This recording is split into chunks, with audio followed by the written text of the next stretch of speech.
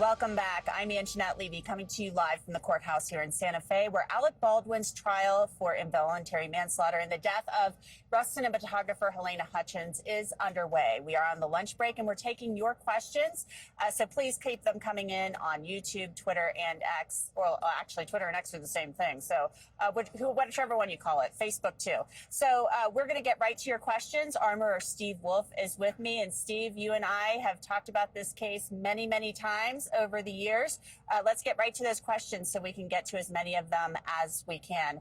At Quaker or at Quacker 998 asks, who put the live round in the gun? Someone's fingers, and it doesn't really matter because the person didn't check the gun. They didn't check what they were putting in.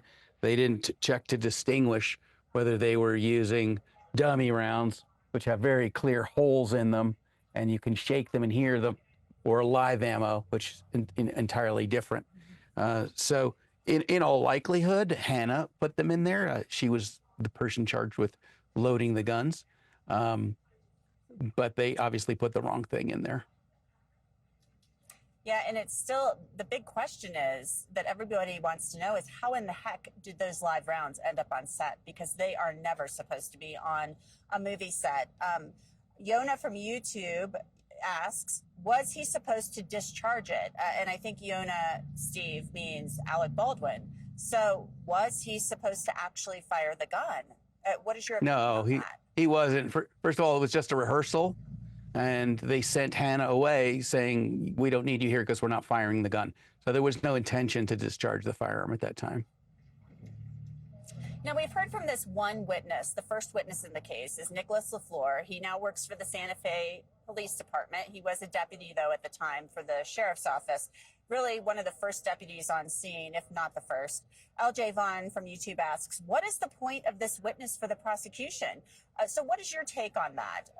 What is Nicholas LaFleur's testimony supposed to establish for the state?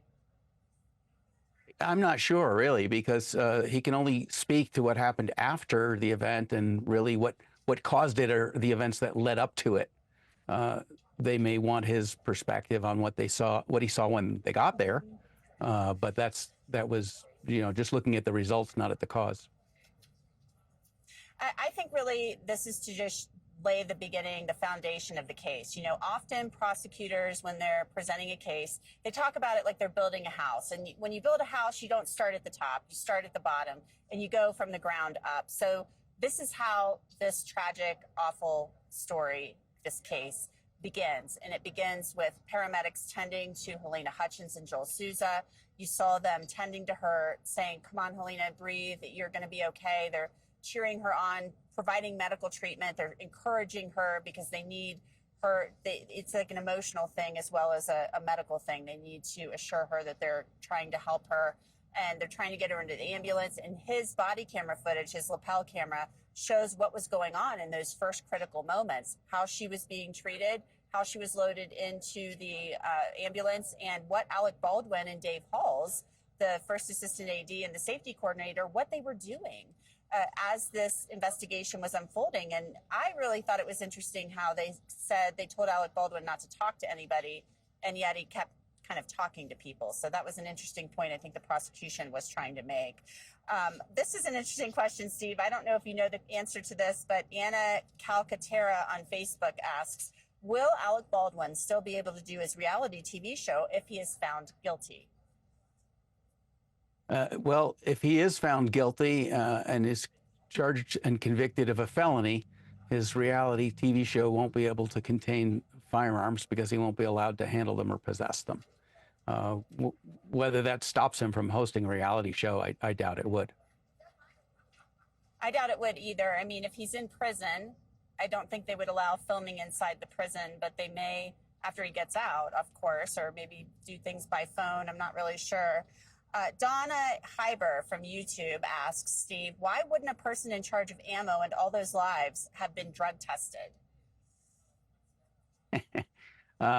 Whether you're drug tested is really at the decision of your employer.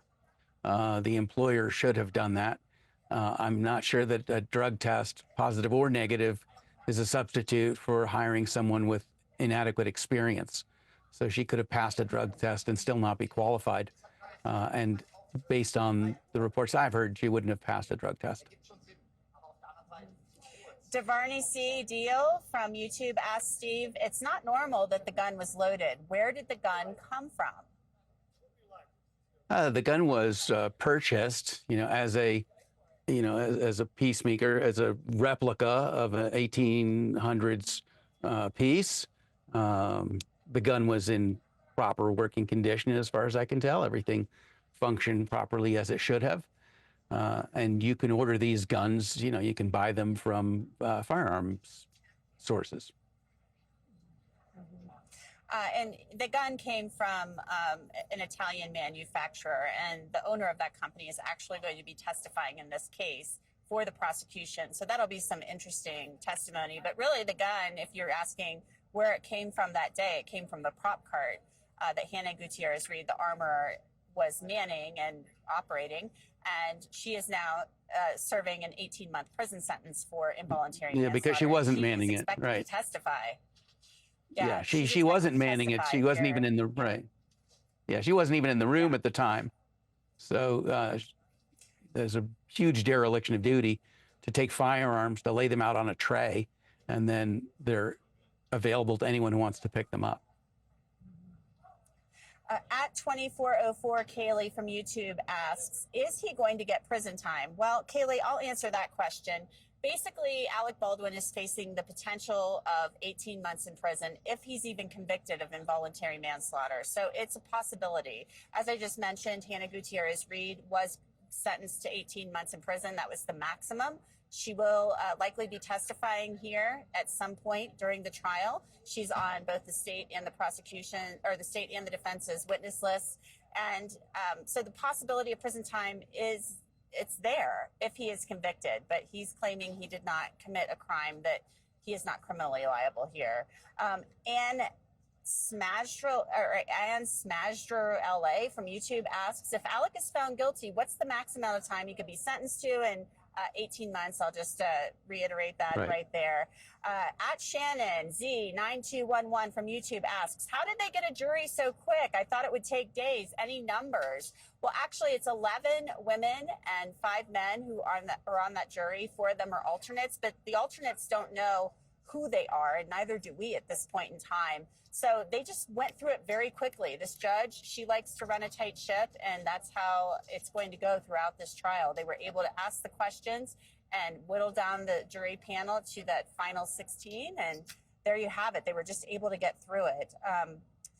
Next question, at Rohan Chica T8905 from YouTube, was there any gun safety procedures done during any parts of filming where the guns were inspected prior to being given to an actor? And have the actors been given the opportunity to adequately prepare themselves in the hands of a gun? Steve, your thoughts on that? Yeah, that's a great question. So were they given the opportunity? Absolutely. Did they take advantage of the opportunity? Not really. Every gun is different, whether you're working with a modern semi-automatic, whether you're working with a modern revolver, or in this case, with an old style revolver, these single action guns, which work very differently. So even if Alec had experience with, let's say, semi-automatic pistols from other guns, that would not carry over to how this gun works.